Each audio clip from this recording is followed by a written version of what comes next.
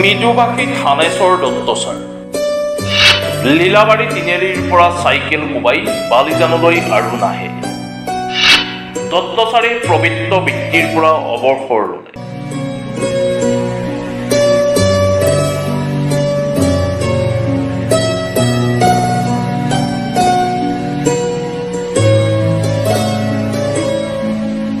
লখিমপুৰ জিলাৰ লীলাবাৰী অঞ্চলৰ অতি পিছপৰা আদিবাসীৰ অধ্যুষিত বালিজান গাঁৱৰ প্ৰথমখন মধ্য ইংৰাজী বিদ্যালয় প্ৰাংগণত এতিয়া আৱেগ।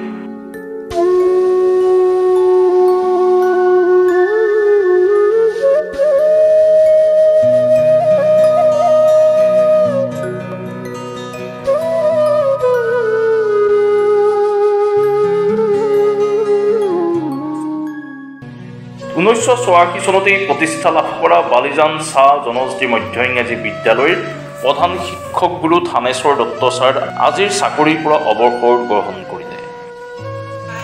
কাৰণ এইটো আমি হাজাৰ মিটিঙত পাই আহিছোঁ যে শিক্ষক বা যি কৰ্মচাৰীয়ে হওক 60 বছৰ হ'লে তেওঁ অৱসৰ হ'বই। ইয়াত কান্দি বাগি একো লাভ নাই, আনন্দ কৰিব লাগে, মাছে মঙহে খাব লাগে। স্বাস্থ্যৰ কাৰণে মাছে মঙহে আনন্দ কৰি খাব লাগে, মনৰ দুখৰ ভাৱ ত্যাগ কৰিব লাগে। বাকী ভগৱানে আছে, তেখেতে চাব, সত্য ধৰ্ম নীতি নিয়মখিনি পালন কৰি থাকিম। তেখেতে এতিয়ালৈকে ৰক্ষা কৰি আছে আৰু ভৱিষ্যতেও থাকিব বুলি আশা কৰিছোঁ।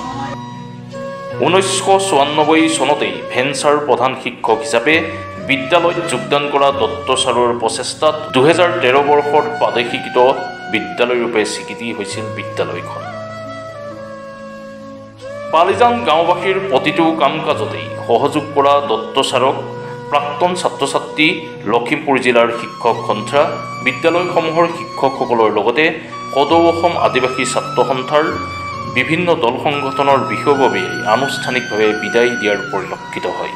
সমাজকৰ্মী বিমল মেধিৰ পৰিচালনাত অনুষ্ঠিত বিদায় সম্বৰ্ধনাৰ সভাত বিদ্যালয়খনৰ বাবে প্ৰতিষ্ঠাৰ কালৰে পৰা প্ৰতিটো কাৰ্যৰ স্মৰণ কৰি বক্তাসকলে বক্তব্য ৰখাৰো পৰিলক্ষিত হয়। ছাৰে যিমানখিনি কাম আমাৰ কৰ্মজীৱনত আগবঢ়ালে সেইখিনি আমি ভাষাৰে আমি প্ৰকাশ কৰিব নোৱাৰোঁ। ছাৰৰ চেষ্টাৰ ফলত এই অনুষ্ঠানটি আজি এনেধৰণে গঢ় লৈ উঠিলে আৰু আমি ভাষাৰে প্ৰকাশ কৰিব নোৱাৰোঁ। ছাৰৰ আমাৰ যি গৰিমা সেয়া আমি ভাষাৰে প্ৰকাশ কৰিব নোৱাৰোঁ। হয়তো আপোনালোকে নিশ্চয় মোতকৈ বেছিকৈ জানিব, যিহেতু কাৰ্যালয়ত ছাৰৰ লগত আপোনালোকৰ সহযোগ বেছি। আমি ইয়াত পাঠদানৰ ক্ষেত্ৰত থাকোঁ আৰু আমাৰ ডক্টৰ ছাৰ অফিচলৈ যায়, গতিকে মোতকৈ আপোনালোকে অফিচৰ বিষয়ে বেছিকৈ জানিব। কাৰণ এইটো আমি হাজাৰ মিটিঙত পাই আহিছোঁ যে শিক্ষক বা যি কৰ্মচাৰীয়ে হওক 60 বছৰ হ'লে তেওঁ অৱসৰ হ'বই। ইয়াত কান্দি বাগি একো লাভ নাই, আনন্দ কৰিব লাগে, মাছে মঙহে খাব লাগে। স্বাস্থ্যৰ কাৰণে মাছে মঙহে আনন্দ কৰি খাব লাগে, মনৰ দুখৰ ভাৱ ত্যাগ কৰিব লাগে। বাকী ভগৱানে আছে, তেখেতে চাব, সত্য ধৰ্ম নীতি নিয়মখিনি পালন কৰি থাকিম। তেখেতে এতিয়ালৈকে ৰক্ষা কৰি আছে আৰু ভৱিষ্যতেও থাকিব বুলি আশা কৰিছোঁ। মই 1994 চনত এই বিদ্যালয়লৈ আহিছিলোঁ নৱেম্বৰ মাহৰ 19 তাৰিখে নে ডিচেম্বৰ, নৱেম্বৰ মাহৰ 19 তাৰিখে। তাৰ আগতে মই হাইস্কুলত কৰিছিলোঁ। 91ৰ পৰা ইয়ালৈ অহাৰ আগলৈকে মই জুনুবস্তি হাইস্কুলত মই কৰ্মৰত অৱস্থাত আছিলোঁ। এইখন স্কুলো 2013 চনতে প্ৰাদেশিকৃত হৈছে আৰু সেই স্কুলখনতো 2013 চনতেই প্ৰাদেশিকৃত হৈছে। গতিকে মোৰ বৰ লোকচান হোৱা নাই। হেডমাষ্টৰ হৈ থকাৰ কাৰণে লোকচানটো কমিছে, এছিষ্টেণ্ট হোৱাৰ কাৰণে হয়তো অকণমান অসুবিধা হ'লহেঁতেন। ইমান মানুহৰ সমাজৰ লগত, শিক্ষকৰ লগত ইমান পৰিচয়টো নহ'লহেঁতেন। আজি মই যিটো সন্মান পাইছোঁ বা শিক্ষাগুৰুসকলৰ পৰা, মই যিমান পাৰোঁ মোৰ অন্তৰৰ পৰা মই কাকো অন্যায় অধৰ্ম নকৰাকৈ নীতি নিয়মৰ মাজেৰে মই সকলোখিনি কাম কৰি গৈ আছোঁ। কেতিয়াবা গধূলি মনোৰঞ্জনৰ কাৰণে কওঁ মনোৰঞ্জনৰ কাৰণে কওঁ সেইটো বেলেগ কথা সেইটো আনন্দ ফূৰ্তি লাগে মানুহক জীৱনত ফূৰ্তি ডাঙৰ বস্তু ফূৰ্তি ডাঙৰ বস্তু গতিকে মনত কোনো আক্ষেপ নাই ৰাইজক পায়ে থাকিম ভাল লাগিব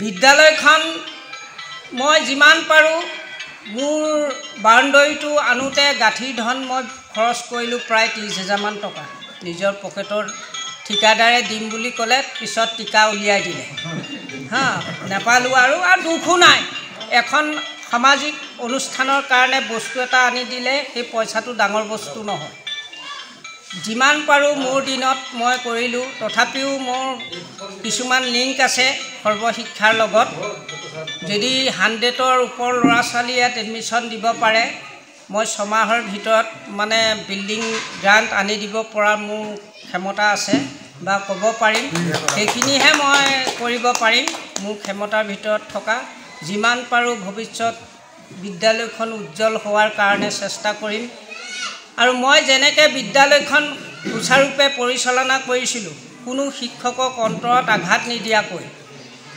সকলোৰে মৰম চেনেহৰ লগত মিলা প্ৰীতিৰে মই যেনেকৈ আগুৱাই নিছিলোঁ এতিয়াও আমাৰ ভাৰপ্ৰাপ্ত প্ৰধান শিক্ষক বৰদলৈ ছাৰো তেনেধৰণেই যাতে বিদ্যালয়খন কোনো অনিষ্ট নোহোৱাকৈ কাৰোৰ মাজত অমিল নোহোৱাকৈ মিলা প্ৰীতিৰে চলাই নিয়ে মই তেখেতকো অনুৰোধ কৰিছোঁ আৰু কি ক'ম ইয়াকে ক'লোঁ কৈ মোৰ আজি যি বিদায়ী অনুষ্ঠান মই ইমানতে মন্তব্য সামৰণি মাৰিছোঁ লখিমপুৰৰ পৰা মিণ্টুৰ মৃত্যুৰ ৰিপৰ্ট মাছমি নিউজ